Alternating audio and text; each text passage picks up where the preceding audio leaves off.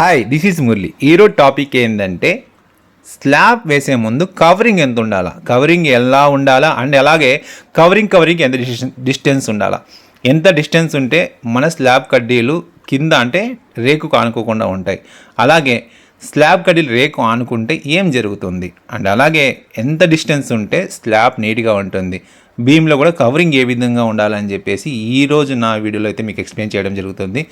First నా videos అయితే ఎక్కువ చూసి నా యూట్యూబ్ ఛానల్ని సపోర్ట్ చేస్తున్నారో వాళ్ళందరికీ చాలా చాలా థ్యాంక్స్ అండి. ఎందుకంటే మీరు ఈ విధంగా సపోర్ట్ చేస్తూ ఉంటే నాకు ఒక బూస్టింగ్ ఉంటుంది, మంచి మంచి వీడియోస్ అప్లోడ్ చేయాలని ఒక ఉత్సాహం ఉంటుంది. కాబట్టి మీరు సపోర్ట్ చేస్తారని కోరుకుంటున్నాను. అలాగే నా వీడియోస్ ఎవరైనా ఫస్ట్ టైం చూస్తూ ఉంటే ప్లీజ్ సబ్స్క్రైబ్ చేసుకోండి.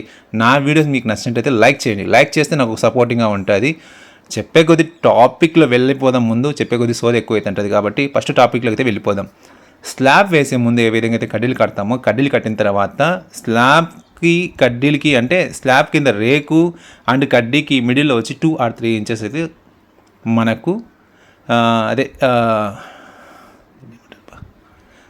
2 or 3 ఇంచెస్ కవరింగ్ అయితే ఉండాలి.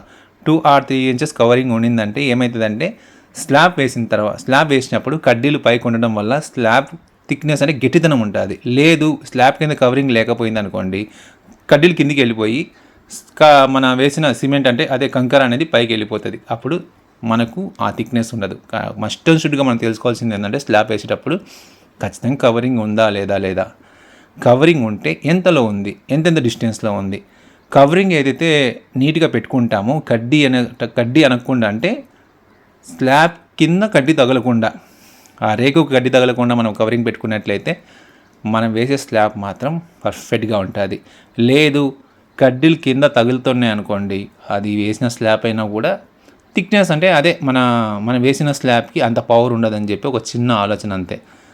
ఇది ఖచ్చితంగా అయితే కవరింగ్ పెట్టుకున్న తర్వాత ఎంత డిస్టెన్స్లో పెట్టాం, ఏ విధంగా ఉంది, కడ్డీలు వంగుతున్నాయా లేదా అనేది పక్కా చూసుకోండి. ఎందుకంటే ఈ వీడియో చూస్తే మీకు ఒక అర్థమవుతుంది అంటే ఎంత కవరింగ్ ఉండాలి, ఏం కథ, కవరింగ్ పెట్టిన తర్వాత ఏ విధంగా ఉంది అనేది ఫస్ట్ టైం కొత్తగా ఇల్లు కట్టుకునే వాళ్ళు లేకపోతే ఏదైనా కన్స్ట్రక్షన్ చేసేవాళ్ళు చూసి తెలుసుకోవడమే కాకుండా ఒకసారి మీరు కూడా చెక్ చేసుకోండి. ఎందుకంటే కవరింగ్ పెట్టేస్తారు కదా, వాళ్ళు స్లాబ్ వేస్తున్నారు కదా అని చెప్పేసి దాన్ని వదిలేద్దండి.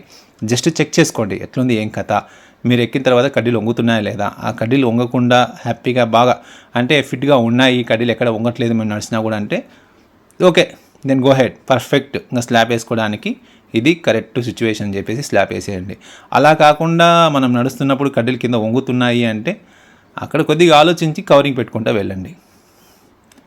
ఈ వీడియో జస్ట్ మీకు ఈ కవరింగ్ తెలుసుకోవడం కోసమే ఈ వీడియో చేయడం జరిగింది. ఈ వీడియో అయిపోయిన తర్వాత నెక్స్ట్ వీడియో మాత్రం స్లాబ్లో పైపులు ఏ విధంగా పెట్టాలా, ఏ డిస్టెన్స్లో పెట్టాలా, ఎంతలో పెడితే బాగుంటుంది అనేది నెక్స్ట్ వీడియో అయితే మీకు అప్లోడ్ చేస్తాను. ఖచ్చితంగా ప్లీజ్ సపోర్ట్ చేస్తారని కోరుకుంటున్నాను. ఎందుకంటే మీరు సపోర్ట్ చేస్తే కన్స్ట్రక్షన్ సంబంధించిన మంచి మంచి వీడియోస్ అయితే మీకు అప్లోడ్ చేస్తూ ఉంటాను. అప్లోడ్ చేయడమే కాకుండా మీకు ఏదైనా డౌట్ వస్తే నా కామెంట్ రూపంలో తెలియజేయండి, ఖచ్చితంగా మీకైతే రిప్లై ఇస్తాను. ఓకే, నెక్స్ట్ వీడియోలో అయితే కలుద్దాం. బాయ్.